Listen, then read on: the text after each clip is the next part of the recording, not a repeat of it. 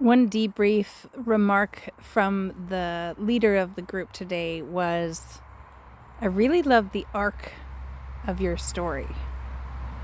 So, and that it didn't all happen at once, that there was anticipation that was built. I want to share a little bit about that. So, anticipation is built from the very first moment they receive a letter from me saying that I've lost my dragon. I've lost my dragon. They get this handwritten letter from me. I handwrite it, and then I take a picture and I send it to the leader. And then hopefully they print it off, and hopefully before the day I arrive, they've shared it with the group. And whether that leader is LARPy or not, the group is either like showing up the day that I arrive, like with cardboard swords made and all the epicness like what happened today, or not. Either way, it doesn't matter. It doesn't matter whatever level players are at when I arrive. It doesn't matter. So the anticipation is built. They know I'm arriving, but they don't know anything about me. I have to show up in full character mode. So I come in the door and I'm exhausted. I've just been traveling for days looking for my sweet little dragon. Has anybody seen it? No, we haven't seen it. Okay. Are you willing to help me? Yes. Okay. So there's a bunch in that intro bit. There's very strategic hook moments, hook experiences that I do to ensure that I've got them all hooked. And by all, I mean, ages like 6 to even like adults. Hooking them all.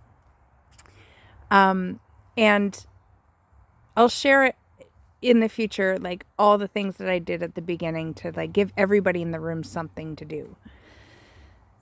I had no idea if that group had eaten yet. I assumed that they hadn't because it was 11:30, but they had, which is amazing. So I had to somehow fit in my self-care moment. I needed the bathroom, So the arc of this storyline is a basic creation that I made over time.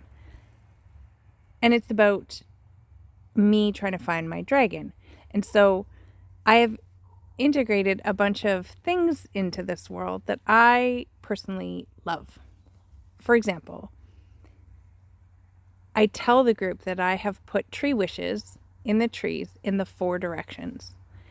And I leave my tree wish in the trees, and that I'm hoping that the tree spirits are going to leave me a message on my tree wish. And it usually gets sent to me in a cipher that I have to decipher with my Celtic tree ogham little booklet that I made. Which is very cool because nobody knows anything about this stuff. And even the kids are like, this is really weird. And I'm like, weird like you've never seen it before, or weird like it's wrong, or it's not correct. And they're like, weird like I've never seen it before. I'm like, okay, cool, because it is really cool. And it came from this kind of play. My character, this is who I am. Being a druid in the nature, it's just who I am.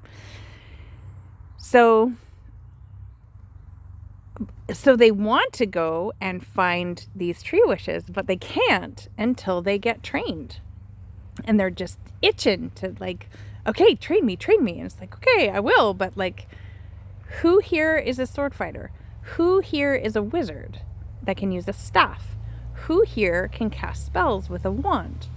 Who here is an archer? And I only integrate archery when I really can do archery with the kids, because archery is its own kind of experience. So there's real archery, and then there's LARPy archery, which has its own dynamic as well. So everybody gets into the training, we do all the things, which again, I will explain the whole process. But they do the thing, they train, and then when it's time for the archers to do real archery, everybody else gets to like take a break or do more training or whatever, but it has to be real quiet and calm near the archers.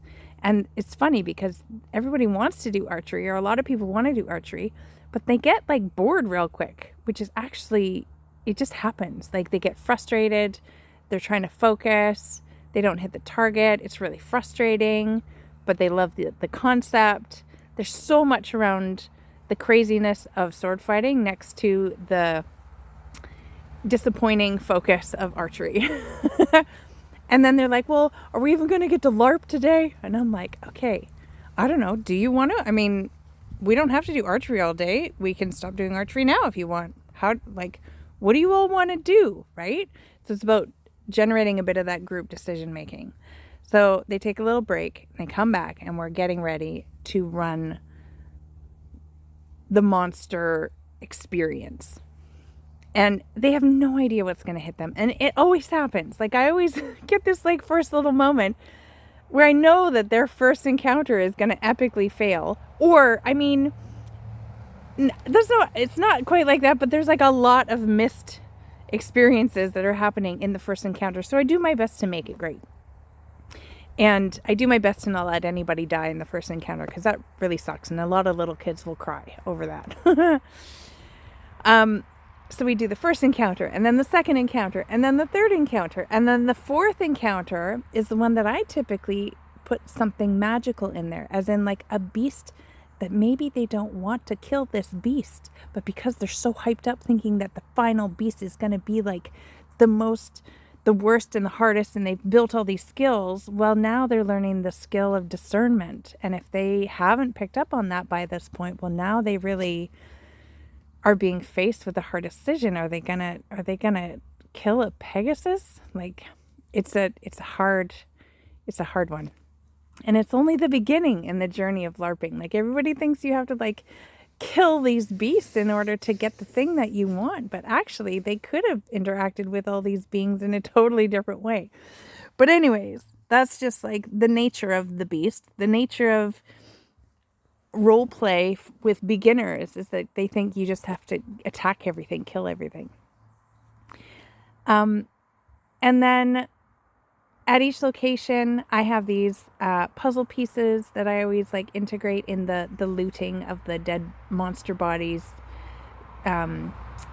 coins and treasures, and then these puzzle pieces, and then they pull all the puzzle pieces together, and it turns into this portal that they all get sucked into the void.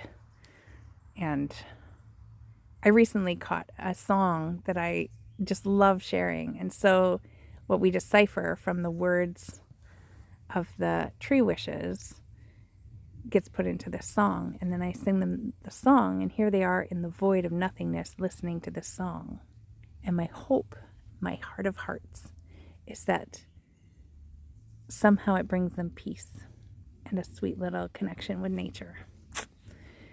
So that's like the bird's eye view. That's the bigger generic overview of an encounter with Faythe.